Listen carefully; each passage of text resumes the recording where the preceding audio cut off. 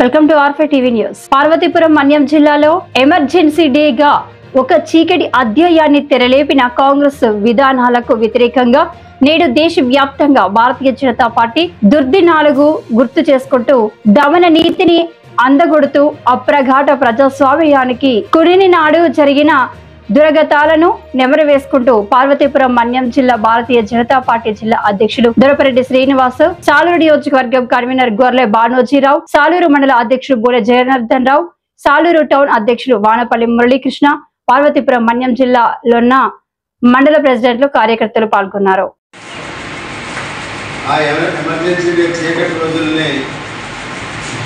ప్రజలకి మనం వివరించాలని చెప్పి ఇంతవరకు ఏదైతే కార్యక్రమం చేసామో ఇప్పుడు పత్రికల ద్వారా ఎమర్జెన్సీ డేని మనం ప్రజలకి తెలియజెప్పాలని ఈ పత్రికా సమావేశం పెట్టాం. విషయం మీకు అర్థమైంటుంది. 50 సంవత్సరాల పూర్తి కావాల్సింది ఎమర్జెన్సీ డేకి. దానికి సంబంధించి భారతీయ జనతా పార్టీ రాసుకుంటారు. ఏవైతే ఉన్నాయో ఎమర్జెన్సీ 1,00,000 మంది పైగా అన్ని పార్టీల నాయకులను అరెస్ట్ చేయడం జరిగింది. దేశం మొత్తంలో 1,00,000 పైగా, అందులో 22 మంది చనిపోయారు జైలులో. అదే కాకుండా ఆర్థిక వ్యవస్థని పూర్తిగా చిన్నాభిన్నం చేసి పారిశ్రామిక వ్యవస్థ మొత్తం దెబ్బతినింది.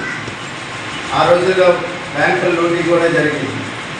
అలాంటి పరిస్థితుల్లో భారత ప్రభుత్వం ఒక్కసారి చేసిన చర్యకి, ఇందిరాగాంధీ చర్యకి 75 నుండి 47లకు మళ్ళీ ఎదుర్కోవాల్సి వచ్చింది. బ్రిటిష్ పరిపాలన కన్నా ఘోరమైన పరిపాలన ఆ 2 ఏళ్ళు ఎమర్జెన్సీలో జరిగింది. మళ్ళీ జనతా పార్టీ 77లో ఎన్నికల్లో రావడం, ఆ తర్వాత మళ్ళీ దేశం పూర్వస్థితికి రావడానికి అవకాశం ప్రజలు కల్పించారు. ఒక పార్టీ కాంగ్రెస్ పార్టీని మట్టి కల్పించారు ఆ రోజు.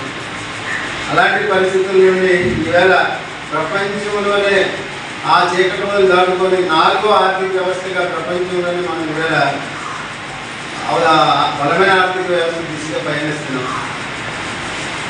ఈవేళ మోదీ గారి పరిపాలనలో అన్ని దుర్దినాలను దాటి, అన్ని గండాలు దాటి అభివృద్ధి అనే పదం వైపు మనం పయనిస్తున్నాం. ఈవేళ మహమ్మారి లాంటి కరోనా వచ్చిన తర్వాత కూడా భారతదేశ ఆర్థిక వ్యవస్థ చెక్కు చెదరకుండా బలమైన ఆర్థిక వ్యవస్థగా ముందుకు వెళ్ళడం అనేది మోదీ గారి పరిపాలనకు నిదర్శనం. ఈవేళ భారతదేశంలో భారతీయ జనతా పార్టీ 11 ఏళ్ళ పరిపాలన సందర్భంగా ఈ కార్యక్రమాన్ని కూడా ఈవేళ ప్రజల ముందు నుంచి నాటి కాంగ్రెస్ని విభేదిని మనం ప్రజలకు తెలియజెప్పాలని కార్యక్రమం. అలాగే ప్రెస్ కూడా మీ ద్వారా కూడా ప్రజలకు తెలియజేయాలనేది ఈ సందర్భంగా. ఈవేళ భారతదేశంలో ఎలా ఉంది మీకు తెలుసు. నాడు కాంగ్రెస్ పార్టీ పరిపాలించిన ఆర్థిక వ్యవస్థ మీకు తెలుసు. ఏదైతే 75లో చీకటి రోజుల్ని భారతదేశ ప్రజలు మర్చిపోవడానికి మళ్ళీ అటల్ బిహారీ వాజ్పేయి దగ్గర నుండి ప్రభుత్వ వ్యవస్థలో మార్పులు వచ్చి ఏదైతే ప్రజలకు మౌలిక వసతులు అంత్యోదయ లక్ష్యంగా చిట్ట చివరి మనిషి వరకు అభివృద్ధి ఫలాలు వెళ్ళాలని, అలాగే అప్పుడు సంక్షేమ ఫలాలు కూడా వెళ్ళాలని ఉద్దేశంతో ఈవేళ ఆ చీకటి రోజులు గుర్తు చేసుకొని అదే లేకపోతే ఇంకా భారతదేశం ఎంత అభివృద్ధి చెందేదో అన్నది సంకేతం ప్రజలకు తెలియజేయాలి. ఈవేళ మోదీ వచ్చిన తర్వాత 4వ ఆర్థిక వ్యవస్థగా ఎదగడం అనేది ఎన్ని గండాలు దాటి భారతదేశం ఈవేళ అభివృద్ధి పదం వైపు వెళ్తుందో మనందరూ కూడా ప్రజలకు తెలియజేయాలని సందర్భంగా తెలియజేస్తున్నాం.